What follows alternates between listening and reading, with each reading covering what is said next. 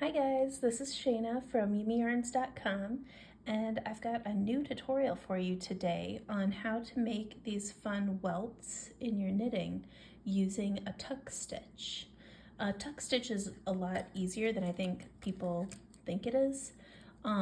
Essentially, you're just knitting a section and then working into the purl bump on the back to knit it together with the next stitch on your needle. And basically what that does is it makes the fabric fold and you get these cool welts. So you get some nice textural details in a pretty simple manner. So, whoops, sorry guys. I'm just gonna show you how to do this. So I've already done my setup, which this pattern is available on my website. It's the Summer Sorbet Slouch, and the yarn is from Merino Evino. She was kind enough to send it to me. It's part of her June surprise yarn surprise box for 2022. So it's kind of a fun special colorway. And essentially what I've done to make this even easier for you, in case you're not super skilled at reading your knitting, I set it up by doing a row of pearls, and that kind of differentiates the lace section here from where our welt is going to be. So you do a row of pearls, and then you knit the required amount of rows. And then when you're ready to do your welt, you can see I've kind of started already here, just to kind of get it set up. But when you're ready to do your welts, you take the next stitch and see these little pearls back here. So when we're on the wrong side of our knitting stockinette, which is this fabric where it's all the V's, when you're knitting in the round, stockinette looks like this, and it's just knit stitches. And then the back side is actually called reverse stockinette, weirdly enough. And it's all the purl bumps from the knit stitches. So if you were to knit reverse stockinette in the round and want it on the front, you would actually just purl every round and you would end up with this fabric.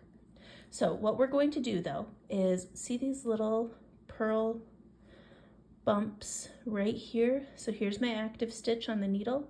Here's the purl bump for the stitch right below it. We're going to count down 5 because I have 5 knit rows above the purl row here.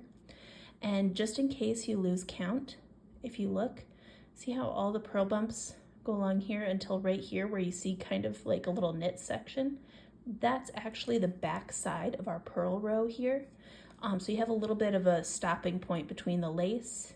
Here's your purl row, and then here's the knit section, the stockinette section. So I just wanted, it's not a huge differentiator, but it's a little bit of a gap there between the 2 stitch patterns in case you need a little bit of help marking where you're at. So what we're gonna do, if you look, it goes 1, 2, 3, 4, 5. And see how this one looks like it's on top of this one almost? It kind of is. And this is the one that we're gonna work into. This is the top one. That's the one we want to work into, because see how they kind of are all in a row there? You just want to make sure you go 1, 2, 3, 4, 5 down. Get your needle in there, pull that little purl bump up, and place it on your left needle. And if you look, the way that I picked it up and put it on my needle, it's sitting the same way as this stitch. So the leg that wants to be kind of towards the right is the leg that's in front, and the leg that kind of wants to point towards the left is the leg that's in back.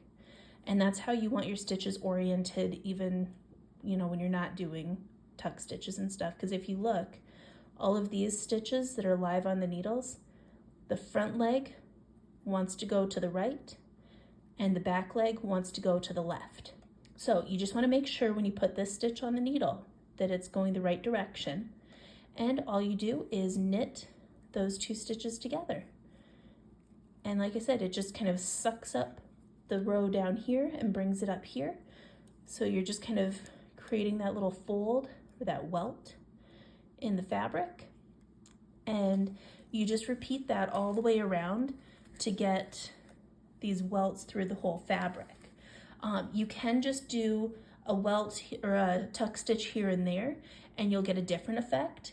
But for this hat, I wanted it to be very textural and open and airy and fun because it's a summer hat. Even though it's, you know, a slouchy knit hat, I wanted it to be very loose and open and fun. And so that's why I wanted to do just the entire welt stripe across there, kind of breaking up the two lacy pattern sections.